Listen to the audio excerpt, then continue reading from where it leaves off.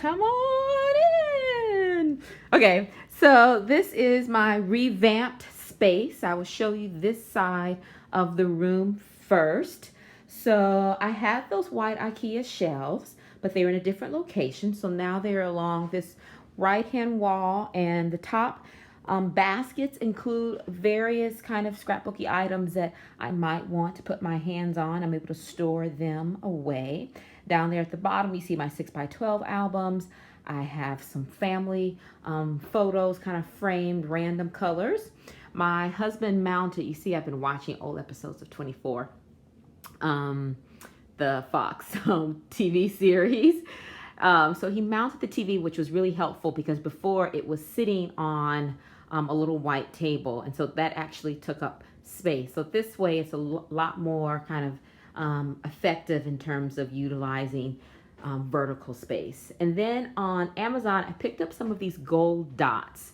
And I'll see if I can back up so you can see. It couldn't have been more than like $15 for like 200 gold dots. And so I didn't want to paint my room. My husband asked me if I wanted that, but I feel like I've got so much color going on, but I did want to create like a little reading nook for myself with a little bit of interest. And so I used the gold dots in this corner. And then I did pick up a real inexpensive rug and a little comfy chair just to kind of hang out in and read, and a little table to, hold my tea or coffee. But these were like items from Ross and TJ Maxx, so really kind of budget friendly for me. And so the other side of the room, let me back up. This is the other side of the room. So as I mentioned on the other video that I posted yesterday, I had to move all of my books into this room. So here I still have my little Roscoe cart with all of my must-have items for scrapbooking. And then this is an IKEA table, which I had before. I did purchase, what's new is I purchased this little shelving unit from IKEA, just again to provide a little bit of, I'll show you real quickly what's in here. So my Project Life cards, 3x4, 4x6 are right here. And I pared stuff down, stuff that I just thought I wasn't going to use at all. I gave to other folks. So I think that's more than sufficient and really got rid of the excess. Let's see. My 2 trimmers are right there for me.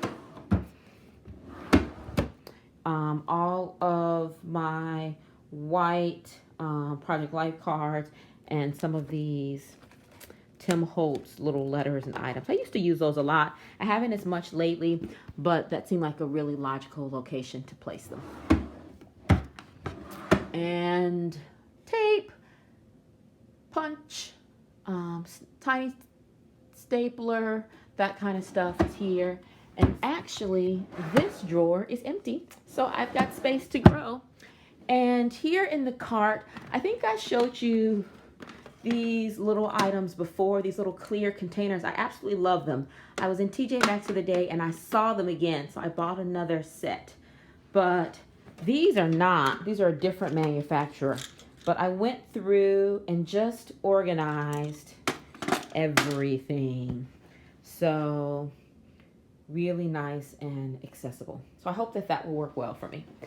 Okay, so that's my main table. This other white table is like super old, like 10 years old. And so I created an L shape here with my bowls of items that I know I reach for absolutely all the time. And then chipboard stuff from Ali Edwards and Studio Calico and other kind of random embellishments. But things that, again, I know that I reach for quite consistently are right there at my fingers' touch. And then scissors, little wood veneer pieces. And you can see I've already started to work on my first week's page, which I hope to share soon. And I've just been pulling out, let me see if I can point, there we go, pulling out items that I think I might want to use on this spread. So my goal is to share this process with you when I have a moment to work on that. And then the other thing that I did, so down here are the plastic protectors and some other little items that are stored there. Again, fairly accessible, but I don't need to pull them out absolutely all the time. I'm always trying to use my stamps. Let me see if I can pull this up.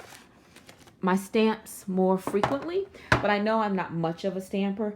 So this little gadget, I put those down in the middle, some inks, and then some of the recent stamps that I've received in either Studio Calico, Ali Edwards, or Scraptastic kits are there.